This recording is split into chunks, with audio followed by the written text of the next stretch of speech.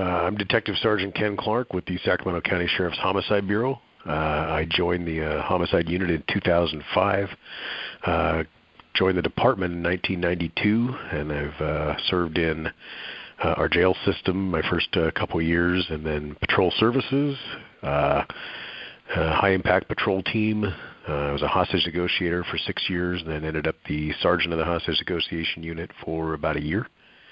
Went to robbery detectives, where I worked all types of robberies, and then in 2005, as I said, went to homicide and took this case on right about the same time.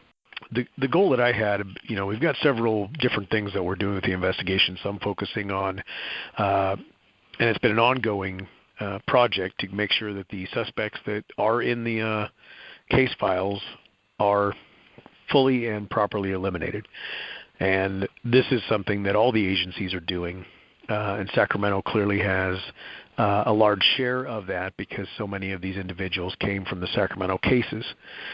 They don't all still live here anymore, so we have to, move around, a little bit in terms of how we get the information about them. But the reality is we're able to go through and kind of methodically clear people in a triaged way, the best first, and so on and so forth. So that project is still ongoing and continues. But another thing that we've been trying to do is add to the record, if you will. And a factor of this case I don't think has been well explained is where this individual started. And it's clear that we have the kind of accepted beginning of the case here in Sacramento in June of 1976. There's a suspected case in October of 75. There's not consensus on that. I personally believe that case is related, and I think it's probably him, and it's in the 2600 block of Dawes in October of 75. But in any event, we don't have a lot of information on what this person was doing before this series that we call the East Area Rapist started. It's fairly clear from looking at the operation of the offender, if you look at either one of the cases in October of 75 or certainly June of 76 and the cases going forward, he is already a somewhat competent burglar. I would say he was actually fairly competent at what he was doing, and fairly prolific as well if you look at what's going on in the neighborhood around the time period that preceded and followed the East Area Rape attacks, where he's in neighborhoods doing some pretty heavy prowling. He's doing some peeping, and he's also doing the burglaries. So based on that, there are a couple things that have been posited over the years. One is that he was the Visalia ransacker that was active in Visalia between basically spring of 74 and then late 75 when he killed the professor at the College of the Sequoias in an attempt to abduct his daughter.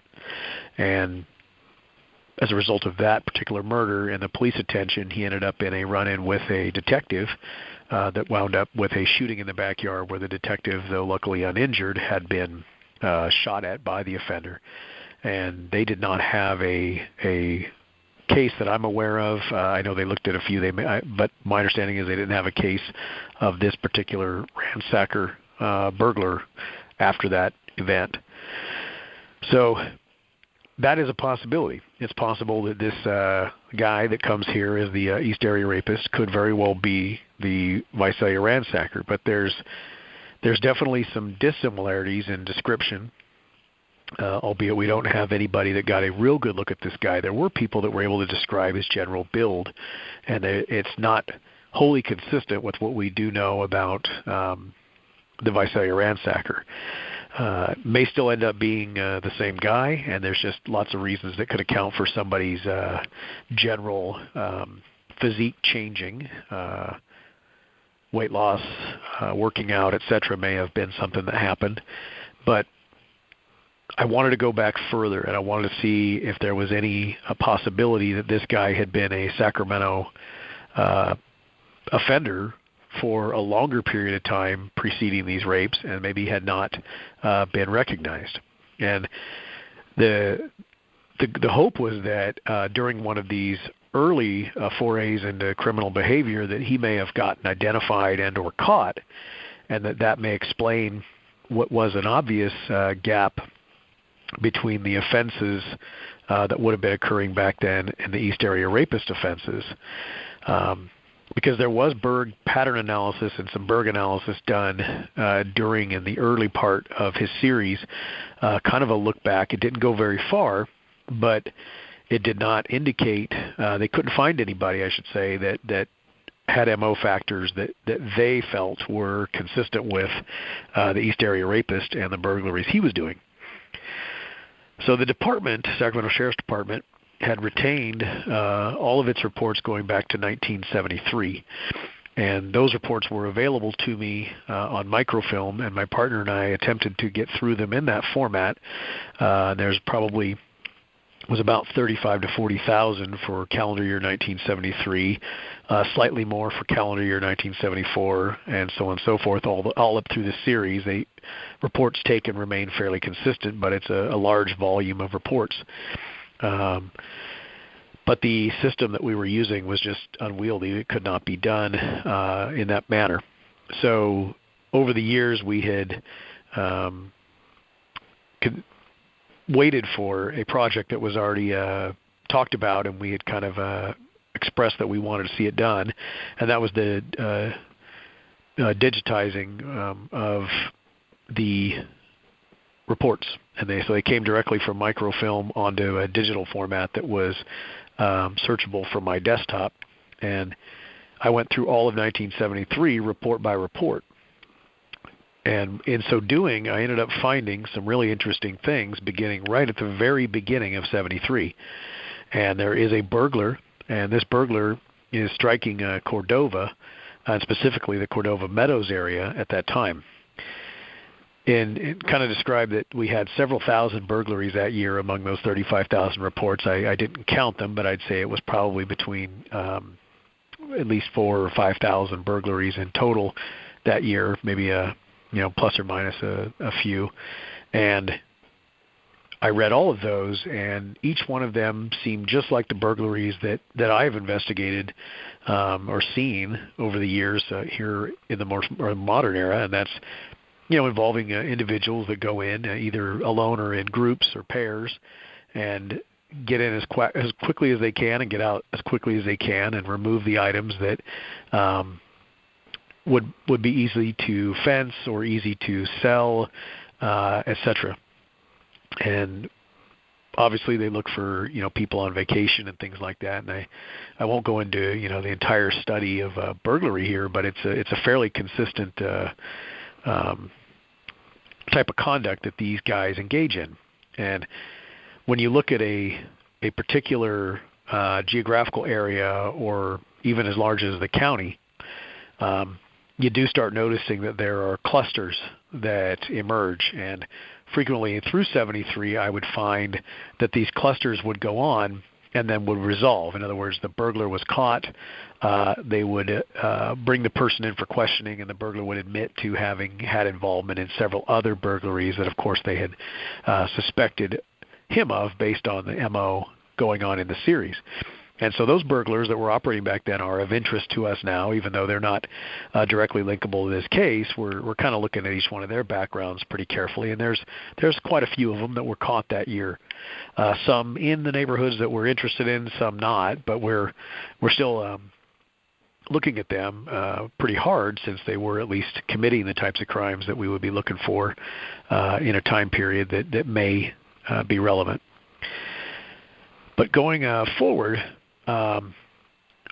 you begin to notice that the pool of burglars kind of comes and goes. In other words, you can't really look at 73 and say, okay, this is what burglaries were like that year, because that's just not good enough. Because what happens is, if you have, say, and I'm just using real simple math here, if you have 10 burglars that are operating on a consistent basis in the county, and they're all kind of in different areas, but they're kind of doing similar things, and you can see patterns emerging and things like that, when you remove one or two of those burglars out of the pool, the entire complexion of the type of burglary going on will change. You're going to see a different MO factor, be it that maybe it's a door kick on several of them, and one guy is a door kick burglar, and then he gets taken into custody, and you're going to see that MO might go away for a while until someone else does it. Additionally, someone moving in from out of the area or being released from an institution or a custody period that had struck years before or even months before and had a different MO now could emerge on the scene. So when in looking at these, it's not always simple to say, okay, this is the work of this guy, or okay, this is the work of that guy. But one thing you do notice is there are some real consistencies among the burglar who is committing residential burglaries for the purpose of financial gain. And those individuals, again, tend to want to get in quickly and get out quickly, and they don't spend a lot of time with useless items. They don't spend a lot of time with some of the types of things that we saw during the East Area Rapist burglaries, which were clearly different in nature, had different targeting, and where the offender would spend a much longer period of time in the home. Another thing with burglaries is they tend to occur when people are least likely to be home or arrive at home. So daytime in most of your decent neighborhoods is a prime time for burglary because most people are at work. So as a burglar is going through the area, they do what they can to determine if somebody's home. Knocking on a door, they'll come up with some story about why they're there if a person answers, but if not, they'll know that maybe it's an opportunity to head around back and take a little closer look. And this was going on throughout 1973. When you have an individual who's striking in the evening, which is especially after dark, but at any time during the evening, you're running a risk that people are going to be home. And it's it's not that it doesn't happen. It's just it goes down. You're going to see a decrease in the numbers in that particular time, typically. And then when you get into the nighttime, you're getting mostly commercial burglars working then. They're working the businesses that are closed and that. So occasionally they might do an opportunistic burglary in a residential area if they realize that there's either somebody gone on vacation or somebody's they can see somebody visibly leave and looks like they might be gone for a while. They might take a chance. But for the most part, night burglaries are riskier because you run the risk that someone could come home, that somebody's going to view with suspicion anybody that's lurking around a house at the after dark time. And then you have another type of burglar that's the cat burglar. And the cat burglar is by far the most unique of all of them and is quite typically not motivated by financial gain. There are a couple that have over time used financial gain as the main reason that they cite for having been doing these kind of burglaries, but that for the most part has always been problematic because the cat burglar is taking a huge risk going into a home where people are present, potentially asleep. If a light sleeper, they could arouse, they could physically challenge the burglar. Any armed person could shoot the burglar, and the ability to do any heavy searching during the nighttime hours when people are home sleeping is diminished. So the cat burglar is usually there for another reason, and most of the current thought in law enforcement is that when you have a cat burglar, there's likely a different motive, and it's going to be more likely a sexual motivation, a desire to be in and among people that are not awake, so they're not, you're operating, there's a thrill to operating in an environment where people are sleeping around you. And these burglars have tended to be those that sometimes went on to commit much more serious crimes. And I could cite a few. I don't know names offhand, but there's been some pretty distinctly famous cat burglars that went on to be serial killers and rapists over the years.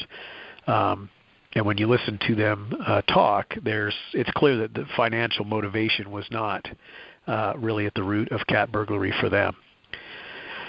So to begin back in 73, and I'm talking specifically now that I've looked at all of these reports, and then I begin to see some strange ones.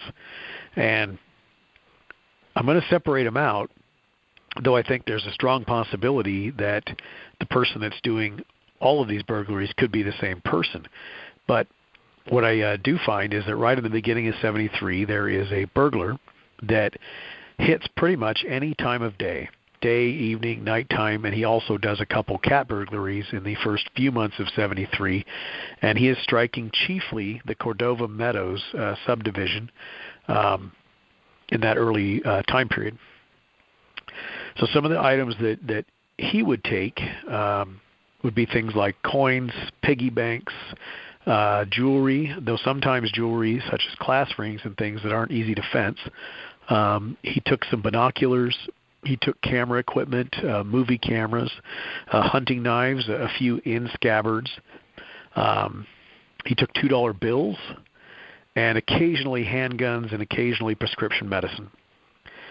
Now, none of those things, again, or by itself is indicative of a link to any future offender. It's just one thing to note. And what I was looking for was where you see MO factors presenting in overlapping numbers that are unique. And so you've got certain MO factors present in the East Area Rapist burglaries, and any one of them wouldn't have been enough for me to link to an individual burglary back in the 70s. But when you start looking and taking these MO factors present on some of these crimes in larger numbers, it tends to start looking a little more like there could be a link. And in addition to the things that I just mentioned that he took, there was also some things that were kind of unusual in this series. He took some codeine pills from a prescription bottle and had taken the bottle from the medicine cabinet, but he dumped the pills into the sink and took only the empty pill bottle, which is quite puzzling. He took some other items, including magnetic signs that you place on the side of a vehicle to advertise a business or this type of thing. And a couple were for a painting and drywall company that the homeowner who had been burglarized owned. And there were a couple that had the same name as the homeowner, but were a different business venture that he was involved in. And you start considering some of the possibilities for why he would do that, and what would a regular burglar want with something like that, and it's kind of interesting. He also took photos a couple times of female occupants in the home, and at one point even took a set of nude photographs that a woman and her husband had taken prior to her divorce from her husband. She was living alone at the time this burglary was suffered by her. But again, that's a unusual thing for a burglar to take. I'm not saying it's completely unique on its own, and burglars are opportunists, and if they see something they want and it's something they can seize easily, then they will, but that's still, again, something that I find that at least suggests a different motivation than just the standard burglar going in looking for items that they can take and fence or sell. And there were also, unusually, a couple of single earrings taken among the jewelry items that were taken. To be fair, there's no indication in the report that it's a single earring from a set. It could well be that these were just single earrings that he took. But we have seen the single earring as loot replayed in other aspects of this case, and so it has some possible relevance. At this day, late day, we couldn't go back and talk to these individuals with any certainty 45 years later and expect that they would remember the context of those single earrings. It could have been that the earring belonged to a male who wore the earring as a single earring, which was somewhat of the fashion then, or maybe a bit later.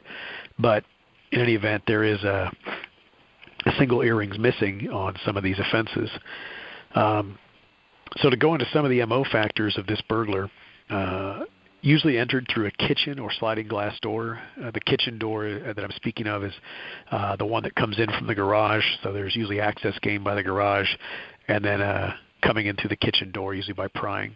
And the sliding glass door needs no explanation. But again, an MO factor that is present on many burglaries and is something of interest in this one because it is a way that we know that the East Area Rapist did enter some of the homes, many of the homes, but it's not in itself a inclusionary factor that would just stand alone. Another MO factor of this particular burglar is that he opened a window, usually in the back bedroom, usually the master bedroom, and most typically one that faced the rear of the home or the backyard. This was observed by the deputies at the time conducting the investigation, and also pretty obvious from the report, not the point of entry. And it typically wasn't the point of exit for the burglar either, but he would remove the screen and place it inside the home, typically on a bed or next to the window, but on the inside of the window. And the deputies believed, based on that he had opened the window from inside the house. Very little evidence of prying on the outside or anything else.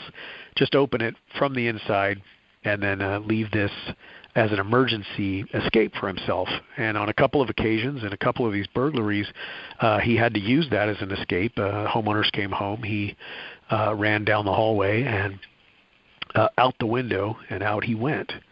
That's a pretty unique MO trait in itself. Again, not on its face exclusionary or, hey, that's the same guy, but it is something that I did not see present on, any really, but definitely very few burglaries that were going on in 73 as a standalone MO factor. Another MO factor that was unusual with this individual involved in this series in Cordova Meadows in 73 was he was unplugging forced air furnaces. This was a conduct that is of interest to us based on some of the EAR cases, and it is a very unique MO factor. Again, your MO factors on burglaries have a lot to do with the training or experience of the burglar operating, and so this may have been something that was not so unique to one person that it was exclusionary, but it is definitely rare, and I've talked to burglary detectives that worked back then during the series, during the East Area Rapist series, and here in the modern era, albeit we don't have furnaces in the same way. There are still homes that do have them, and there's other things within the home. And so I kind of, with the burglary detectives operating today, really focus more on taking steps to create silence in the home. And I was told by detectives from that era then and this era now that is a very rare thing, and a lot of them I talked to had never actually seen it done before. So this is indicative of somebody who, in my mind, and this is, again, I'm theorizing, but it's indicative of somebody who wants to spend a little more time than the average burglar looking around this home and wants to be able to literally hear every noise so that if these interruptions do occur, he can make his escape before getting caught. He can hear vehicles coming down the street. He can hear, certainly, if law enforcement arrives in response to a neighbor seeing a suspicious movement inside or any of these things. He wants to be on alert. Another factor that presented in these cases that, again, is rare. I've talked to burglary detectives that same thing, maybe not as rare as the forced air furnace shut-off thing, but it's pretty rare as well, and that's the secondary securing of a front door. And what I mean by that is that the front door typically being locked by the homeowners, but the offender in this case, this burglar, is actually putting something in front of the door, such as a chair, another blocking item, and then occasionally putting just a security chain or security latch in place that you wouldn't normally be able to secure if you left the home via the front door and locked your way out. Again, this is designed to give him just a little extra time and not it would alert him that somebody that was coming to the home was arriving. Did not present on every case, but it did present on enough of them that it was an interesting MO factor that I felt differentiated him again from some of the other individuals doing burglaries in the county at the time. Another MO factor that I looked at and saw as being different, certainly, than the normal, is a heavy ransacking that went on in the bedrooms, and specifically the scattering of clothing, and especially women's clothing, on the floor. On a couple of them, the women's clothing was actually taken to another room and piled on a different floor. And your typical burglar is not going to waste time with clothing. Has no value, and if clothing is moved, it's usually to see if there is something else, secreted in the drawer or hidden. So it's not that unusual that clothing gets thrown out of drawers or that drawers get dumped and those kinds of things. But when you start seeing heavy ransacking of areas like that, and you see items of value within the room that are ignored, and in this case he's ignoring sometimes cash, he's ignoring more valuable items of jewelry, and many of these reports, they noted that because in 1973 there was no EAR. I mean, he didn't exist, but these patrolmen are noticing the strange differences in this burglary and all the other ones that they typically investigate, because they're making note of the fact that items of value aren't taken, that there's items in plain sight that he's not leaving the home with. And yet here we have him doing some pretty heavy ransacking, and it would seem like he's looking for something, but yet he ends up kind of always getting small items that wouldn't seem that significant or certainly that valuable to steal. Another MO factor we saw was the ransacking of kitchens.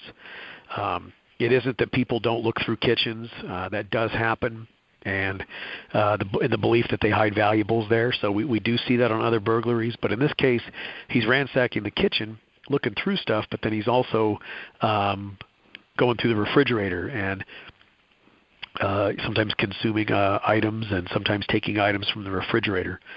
And so, again, not the most unique thing in the world, but just one more thing to add to this strange behavior. And then the final factor that I found to be truly tragic, but also a very unique MO factor was more than one occasion the suspect killed a small dog in the residence, and it was typically by blunt force. In one case it was a terrier, in another it was a small poodle, and there was a couple other incidents as well. I've also learned over the years that there had been an incident very similar to this in 1974, and I'm hoping to find that in the 1974 burglaries as I go through them. But I'll reserve judgment on whether that one occurred or not until I do that. But I already have the killing of these small animals on the scenes of these burglaries, and again, in talking to detectives then and now, and that is something that is pretty unusual. The dogs that we're talking about are no threat physically to our burglar, and would either be considered more of an irritant, and he's a cold-blooded individual that doesn't mind dispatching him, or again, they're making noise. They're causing sounds masking sounds that he wants to be able to hear, and so he's killing these dogs. There's offenses where all of these that I'm talking about are present. So we've got, it's not just one or two of them on each one. There's many cases in the dozen or more burglaries that I have just involving this particular MO pattern that involve most or all of these. And a few real unique ones have the furnace unplugged, the chain securing the door, and then the dog being killed, all on the same burglary, as well as the ransacking and all of the other things that we've previously discussed, and the opening of the window as an escape route.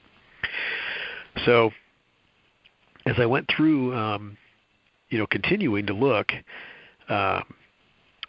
one individual came up that I found rather interesting. Nobody saw this guy, or I should say few people saw this guy during the course of the burglary series itself. Most of these people are coming home and finding the burglaries and reporting it, and then the investigation is beginning, and neighbors are typically unable to give any description of unusual behavior, some having heard noises and things like that, but not having looked out or observed what was going on. Many of these were occurring in the evening, which again is an unusual time for a burglar to strike, and so some people are literally only gone for an hour, They leave, 6:30 or something to go to dinner, and they're returning home by 7:30 or a little later or whatever, and their house has been burgled. And I can't underscore that is a pretty high risk thing, and at very minimum requires a fair amount of surveillance of your target house to be comfortable moving in that environment without fear that people will be coming home. But one of the cases I did look at was in the 2600 block of Palo Vista. And in that particular case, the individual had done a lot of the MO factors we mentioned. No dead animals, fortunately, but he did unplug the forced air furnace. And he was seen leaving the burglary and was in a Opel Kadett that was green in color. The report isn't clear whether the association with the Opel Kadett was before or after the burglary. It was described as being parked in front of the residence, and that the individual had been seen in that car either before or after, and then this was contemporaneous with the burglary. So I hope that's not too unclear, but the individual was parked in front of the house at the time of the burglary, but there's no indication. It doesn't say whether he was seen coming or going from the burglary. But it was a green Opel Kadett, which was, that's a fairly rare vehicle. Back then it was a bit more common. I've learned that it was actually a fairly common import car, but it was a time when people had fewer imports than they do now. And the Opel Kadett in the time frame that we're talking about likely was the Kadett B series, which was, I believe, built from the mid-'60s through about 1973. And so we're dealing with a certain type of car that was recognizable to the witness. I've tried to get a hold of that witness and continue to try and to get a better description of that car, but at this point all I have is that it's a green Opel Kadett. And the male that was in the vehicle and associated with the vehicle was described as a white male with long brown hair in the neighborhood of 25 to 30 years old. So another burglary of interest in this series is one that I have previously discussed and was released by the Sheriff's Department recently for the potential that somebody would have been able to help us with a item that was dropped by the offender. In this case, the subject's burglarizing a home, and he is, again, this is the Cordova Meadows area, or a little bit east of the Cordova Meadows area on a street called Allendale. When he's burglarizing this home, the mother and two sons that live there are returning home from school, so it's going to be, roughly 4 to 5 o'clock kind of time period here. And the 14-year-old boy, who's the older of the two boys, opens the front door, and he describes a living area that's essentially to the left of the front door, and then the bedrooms are to the right of the front door if you're looking at it. And the burglar runs past him and down the hallway. Well, he immediately thinks that's unusual that he is running to the back bedrooms where there's no particular escape, but he follows, and the subject ends up going right out a pre-opened window. He gives a very minimal statement the first time. It looks like most of the focus was on the mother for what had occurred, and she described the individual as being, she thought anywhere from 16 to 18. Didn't get a good look at him, but the possibility she was the second person in the house, but she describes him basically running down the street and out of sight. Says he was wearing a jacket, and a brown jacket perhaps, and some soft-soled shoes, and didn't have much more of a description beyond that. The young man at the time, the 14-year-old, I contacted in basically the modern area here, so I contacted him just a couple months ago, and I spoke to him, and his memories were a little bit more enhanced on what we had initially. And for what that's worth, it's 45 years ago, so we'll give him the benefit of the doubt if it's not completely accurate, based on the passage of time. Of course, memories do change and they do become less reliable. But One thing that was noted by the initial detectives was that a pair of prescription eyeglasses had been found outside the residence. The report seems to indicate that the glasses were found pretty near the window that he escaped from, and they were inside a light-colored, light brown leather case, and on that case in black lettering was written Bay Area Union Professional Center, 6311 Fair Oaks Boulevard, Carmichael, California. And there was also 2 addresses for the actual San Francisco Bay Area locations that were the original Bay Area Union Professional Center offices.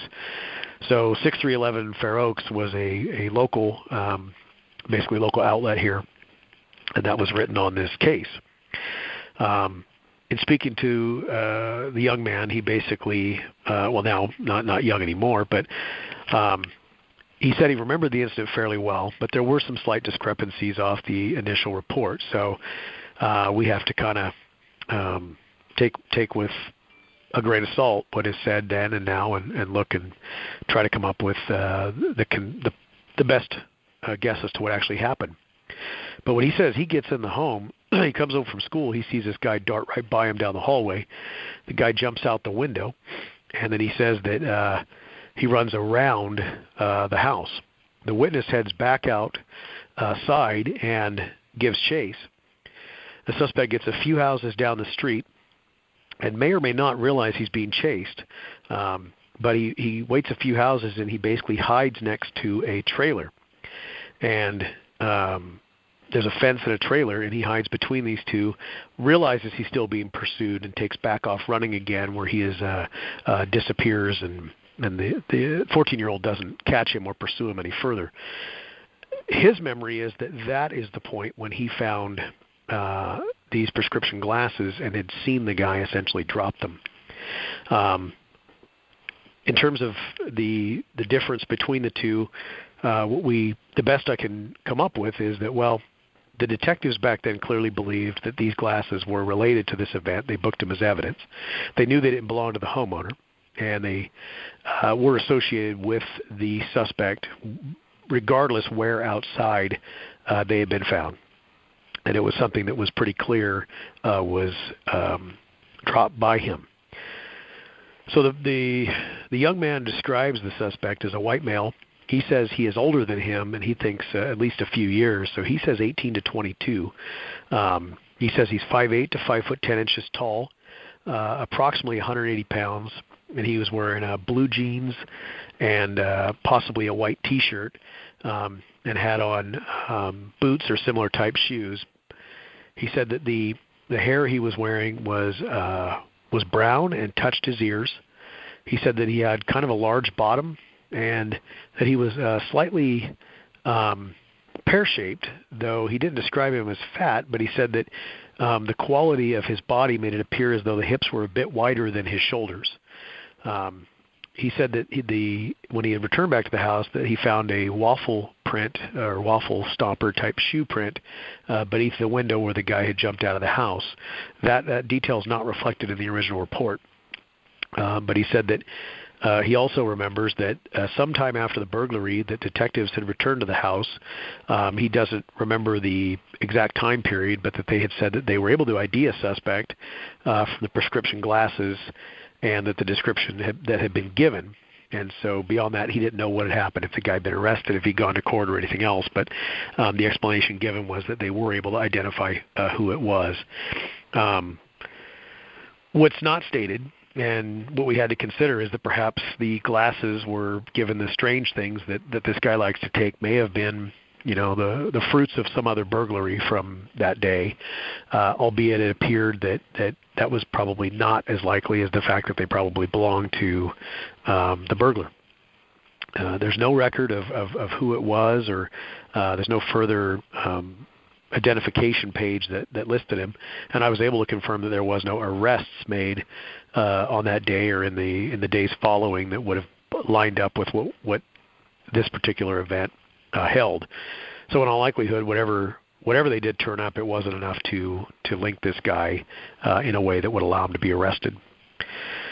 So we were interested, of course, in anybody who worked at the Bay Area Professional Center that might remember the detectives coming in. We think that, and the reason this was released is that I feel confident that this burglar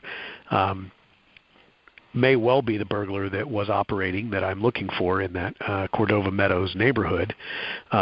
And the hope is that maybe somebody there, given the uniqueness of a detective coming and asking to identify somebody from prescription glasses, might remember who that was. And so far, we've gotten a few tips, and there are some people that did work there, but this, as of yet, hasn't registered a memory with anybody. And some of the people that we would think would have the most information on it, or would have been the ones that would have had the most information, are unfortunately deceased here 45 years later.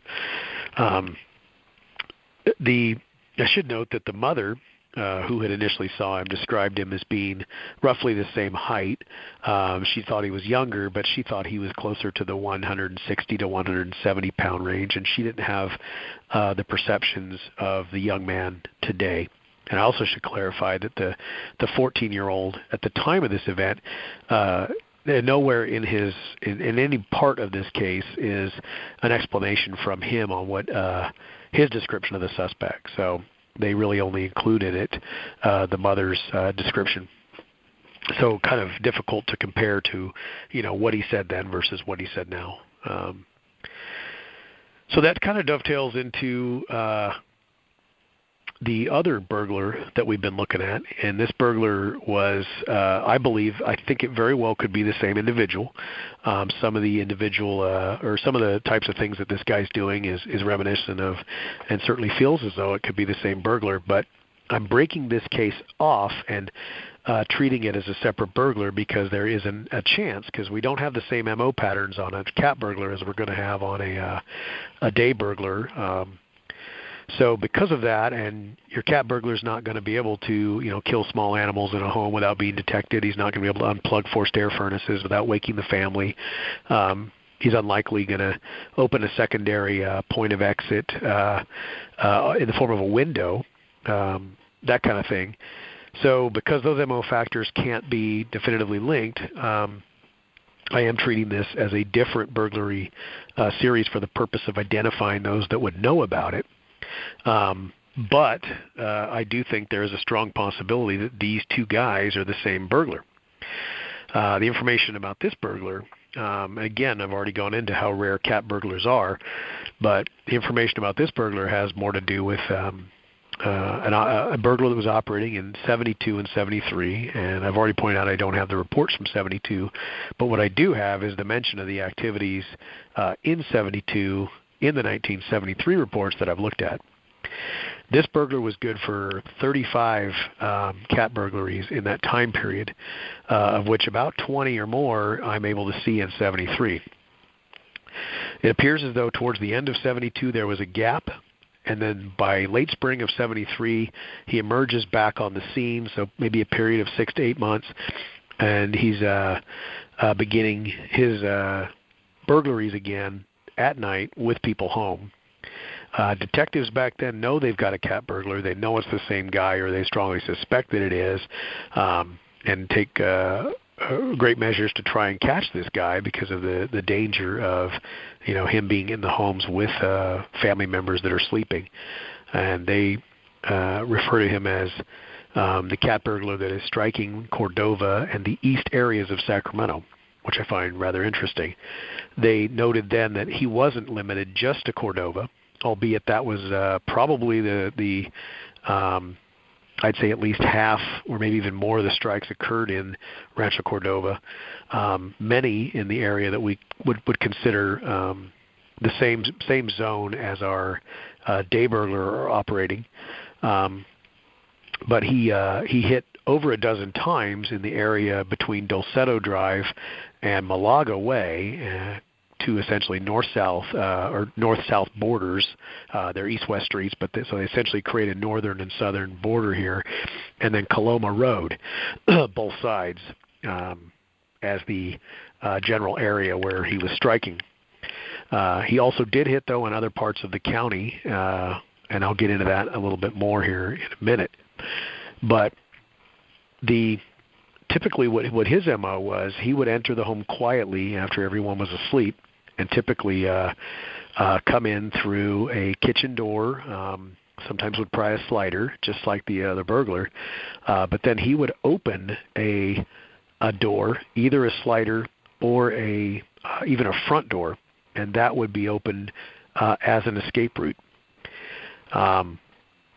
The burglar, once he got inside, he would go throughout the home, and there was disturbances noted to many rooms, and most significantly to rooms where there were occupants. So he is going through items, dressers. He is going very quietly, obviously, but going through items on top of dressers, taking things while people are asleep. But his target in almost every one, something he always left with, was the purses and wallets of the victims.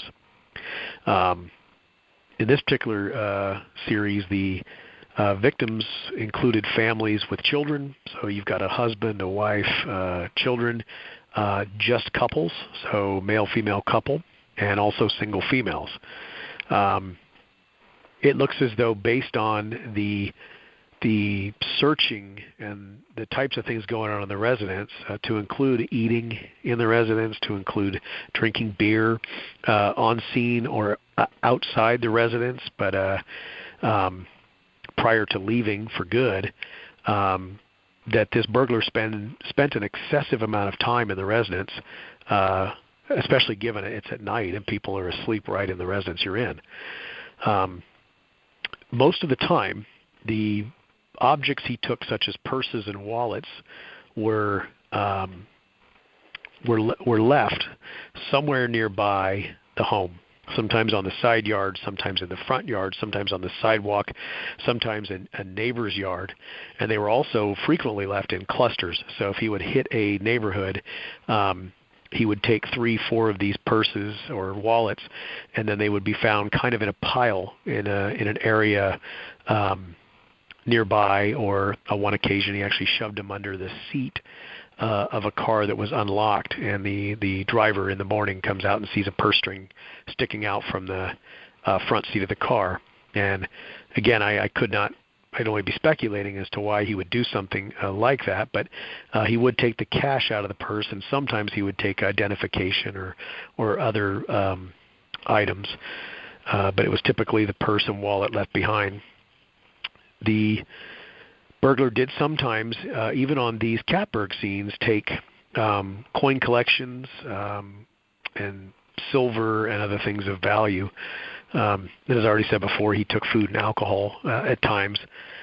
Of note, and I've said this before, but I'll just go in a little more detail, he spent quite a bit of time in the bedrooms of the victims as they slept, but yet didn't disturb them most of the time.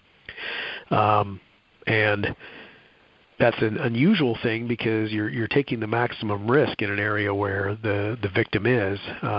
There's many burglaries that do garage burglaries, etc., but you're not dealing with a living area or a sleeping area. You're dealing with an area that typically is accessed from outside the house, and you can get out very quickly.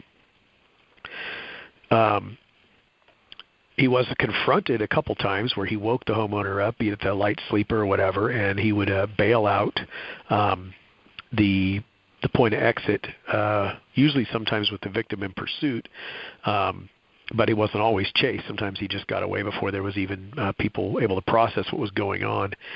And again, he'd hit multiple houses in a single night, and you can see a clear geographical pattern where he's in a little cluster of maybe 2 to 3 block radius, doing several of these in one night. On one of the occasions, again, going to what I was speaking to with the motive perhaps not being financial gain, but something a little more, he had touched a woman on her breast as she slept. She described it as a light touch. She said that it wasn't a squeeze or anything like that, or a fondling per se, but a light touch. She woke up and essentially told him he needed to leave, and the male subject left the house without incident. And she was alone at the time of the attack. There was another case where a woman was awakened. She hears some noise in the bedroom that woke her. She looks up towards the bedroom door, and from a distance of approximately 8 feet, she saw the man standing there. She thought it could be her husband, but reached over and realized that her husband was lying next to her. Without saying anything, she kind of sat up in bed, and the suspect pointed a gun at her. She didn't say a word to him, and then there was a bit of an odd interaction because he says to her, quote, "I just took $1 off your dresser," unquote. She says that, in summary, that he should just put it back and leave then, and he does. He sets the dollar, which was actually $2, but he sets it down on the dresser and walks out of the room. As he's walking down the hallway, though, interestingly, he pauses and stops and stares into the room of a 17-year-old daughter who was asleep in that room. The 17-year-old is awakened because she's heard her mother talking to this guy, and she's heard some of the interaction. And she looks at him and is unable to see him because she wears glasses, and she said it was very dark, but she yelled at him he needed to leave. Suspect didn't cause any more problems, but he did walk to the point of exit that he had chosen, which was a kitchen door leading to the backyard. But before leaving, he took a quarter and a nickel off the counter before walking out the door. I find that extremely unusual given the circumstances that have presented for him. So you got a cat burglar who's been caught. He is armed, and he is going to walk away and take a quarter and a nickel. So he is seen by a few witnesses, but it isn't very many. But those that do see him have seen him in low lighting conditions and only briefly. Their descriptions are of a white male in his 20s, not much more than that. But he was described as anywhere. The range was pretty wide, but the 5'10" to about 6 foot is about the normal range that people describe him. Some described him as a little shorter, and there was a couple of real outliers that thought he was more like 6'1". So some of the neighborhoods that he struck are also very telling. As I've already pointed out, Rancho Cordova was hit very hard, and not just Cordova Meadows, but also areas to the east, typically staying between Dulceto and Malaga, but not always. But he also hit on the other side of Folsom Boulevard in the Mills Station area, and hit a little bit to the east on occasion as well. And there was also a couple of crimes to the west over by the La Riviera area. But some of the other areas he hit were Carmichael, just very similar areas to what ended up getting hit during the East Area Rapist series. He hits the Ansel Hoffman Park and Golf Course area pretty heavy, which is a bit to the east of the Del Deo area. He also hit the area around Whitney Avenue and Mission Avenue, which was a area that was a hotbed for EAR activity later. And he also hit Citrus Heights. The area of Citrus Heights he hits is interesting because there's essentially 3 cat burglaries right the same night, and all within a block or 2 of each other, and each of those is within a block or 2 of the 2 Citrus Heights East Area Rapist strikes that were in the birdcage area. So that was very interesting. And he took all of those items and deposited them in an area that would be heading south. There's a golf course, a country club called Northridge Country Club, and it appears his point of escape was basically walking across Madison Avenue from the subdivision known as Birdcage, and then going through the golf course, and then emerging into an apartment complex that bordered the golf course, and then it was along a little pathway that he dumped the items, and then he disappears after that. Also associated with this cat burglary incident only by the fact that it is going on some of the same nights as cat burglaries, and within minutes of some of the cat burglaries is some strange indecent exposures that went on. Again, I'm treating this as a separate offender. I'm not stating that he is either of the previously 2 mentioned burglaries, but I'm also taking into account the fact that he does these things on the same night as some of the cat burglaries occur, and sometimes within a block or two of these cat burglaries. And in these cases, what this individual's doing is he would knock on a front window, sometimes a front door or a sliding glass door of their residence when a female or teenage girl, or say a woman or teenage girl was standing near it. It was clear he was able to observe them from outside. He could see what they were doing inside the residence.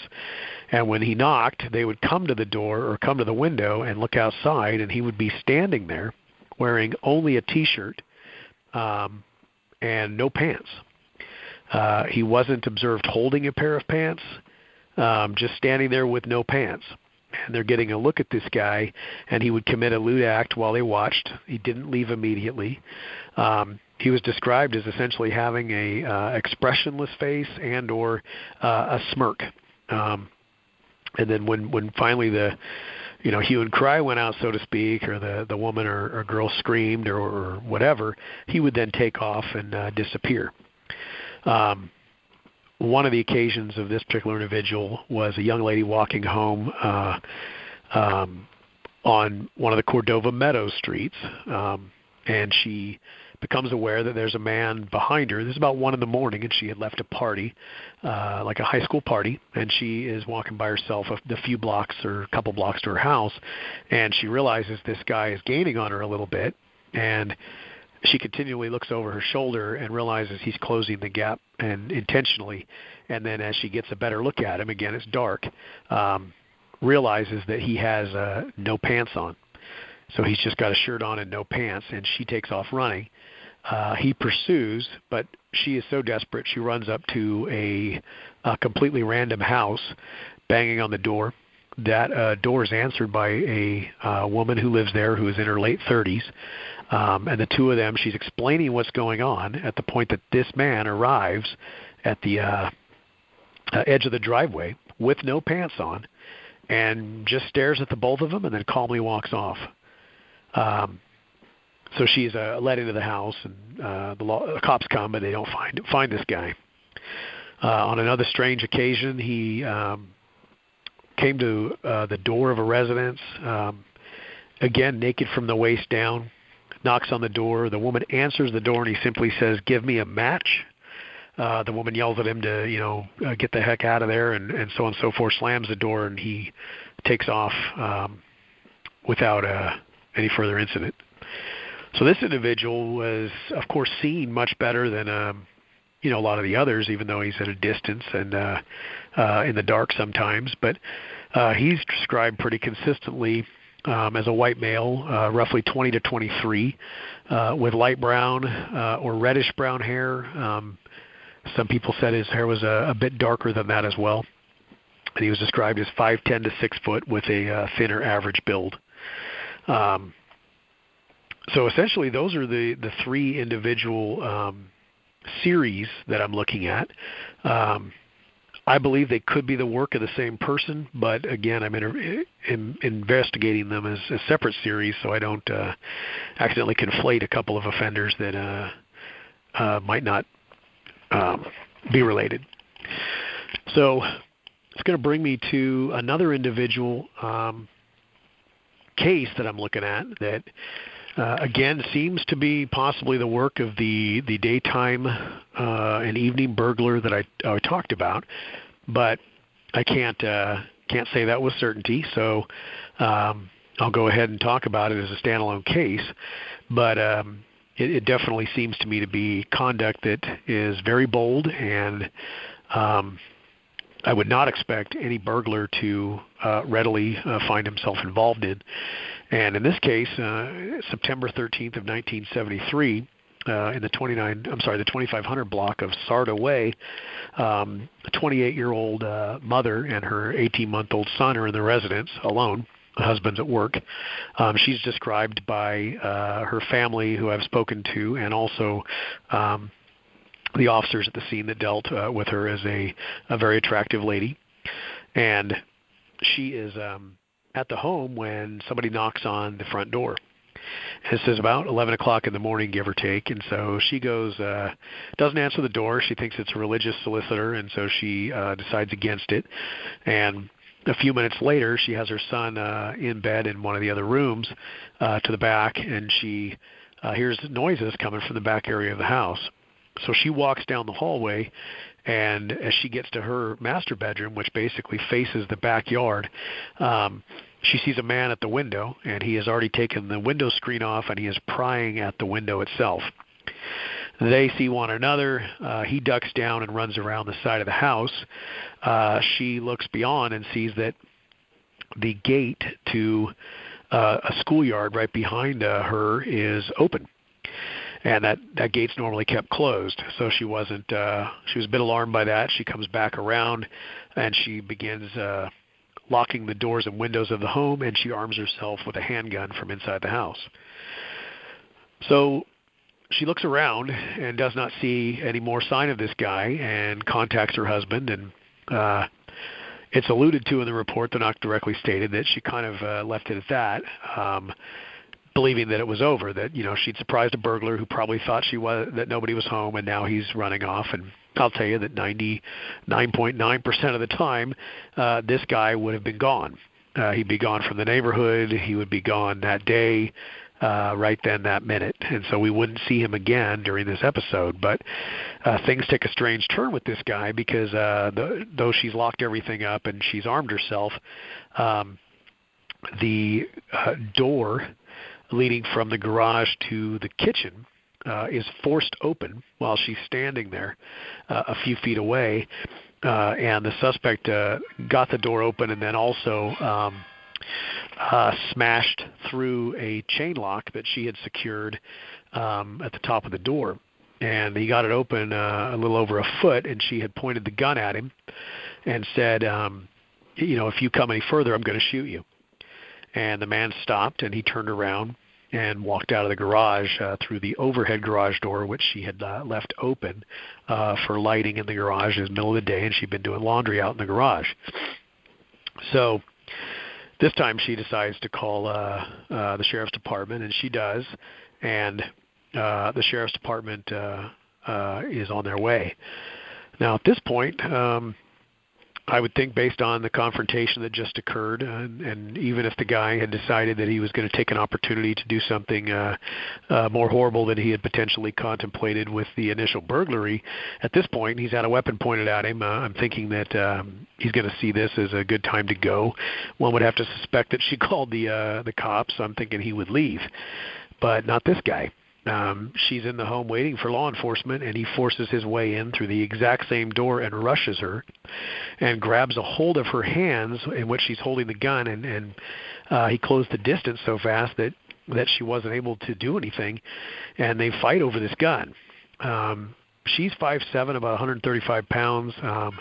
The guy is 5'8", about 140 to 150 pounds, and she ends up wrestling over the gun with him. He gets the gun kind of pointed at her, and so that's unnerving, but she uses all of her might and pulls it away, and it ends up going off and kind of over her shoulder in terms of how they're fighting. So at that point, the suspect does run, and she's medically fragile based on some medical conditions that are going on in her life, and she actually passes out. So the cops arrive, and she has passed out, and basically recounts this story. And she describes the guy as being mid-20s. She actually settles eventually when she does a composite sketch at the age of 27. She said that he was neatly dressed. His hair was neat, but longer, as worn the style of the time. It was over the years, and he had some small pock marks or some kind of marks, acne marks on his chin, and he had a small sore or similar on his the corner of his mouth. She said that he appeared to be sick, as in like physically ill, like maybe he was recovering from the flu or something, as he had kind of bags under his eyes, and she said that his eyes were deep set and pretty intense. She said that he was wearing a shirt that wasn't, it was a nice shirt, that he had light colored pants on, and that he had like a blue decorative scarf coming out of the pocket of the shirt, and had white ladies' gloves on, which she found to be very unusual. So we're kind of, getting the picture of kind of a guy dressed a little bit like a dandy for that period of time, and it's it's unusual, just another unusual thing to take into consideration here. He wasn't seen again, and he disappeared from the neighborhood. The composite sketch she produced got an immediate reaction from me, because when I first saw it in the report, I actually believed there had been a mistake, and that the composite from the Rodney Miller shooting case that occurred in the city in February of 1977 had accidentally been merged with this file. And it took me just about 3 to 5 seconds to realize that wasn't what happened at all, that this was the actual sketch done by this victim, and that this would have occurred 3.5 years before the or even more years before the Rodney Miller incident even occurred.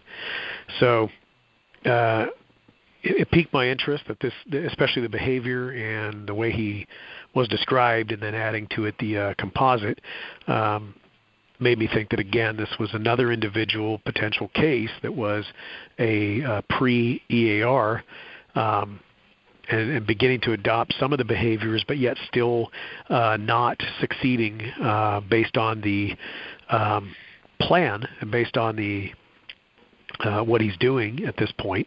It, of course, looked like an opportunistic crime, but it was unsuccessful and probably frustrating for him, and it was tremendously risky, and he could have gotten shot. Yet he still did it. So after September of '73, I've gone through the rest of the year, and I see very little activity of any of the previously mentioned burglars. And I have to think that there's a possibility, this again is speculation, but there has to be a possibility that this event unnerved this guy to the point that he laid low for a while. And so I'm getting into 1974 now, and it is slow going, but we'll get through and see if he reemerges, or if we've seen the last of him for a while. The only other lead we're working on, and we have other leads we're working on, but the one that the public could help with, and I want to make a note that a lot of that what I'm releasing here is not. It's not been under-investigated in terms of trying to figure out who these individuals are, on our own. It's because the types of things being described may be recognized by the public. In 1973, our guy wasn't a rapist yet, or at least wasn't the East Area Rapist yet, and it sure seems possible that he may have been a little less careful in his activities, may have been noted by somebody due to the careless behavior, because he hasn't developed yet into the confident individual with the good plan that we see with the East Area Rapist. And the hope is that maybe somebody goes, well, I know who was doing those burglaries, because these have never been linked to the East Area Rapist, so there'd be no reason anybody would tell us about those now, or maybe even tell anybody about them then. So if they, go in their mind, they hear about maybe one of these dogs getting killed, and they know who did that, or they know somebody who drove a green Opel Kadett that pretty much answers to the description that we're looking for. These are things I feel outweigh the problem of releasing this type of information into the public. I think that if somebody knows who the Cordova East Area cat burglar was, that would be huge, knowing that there's an individual that's doing this type of stuff.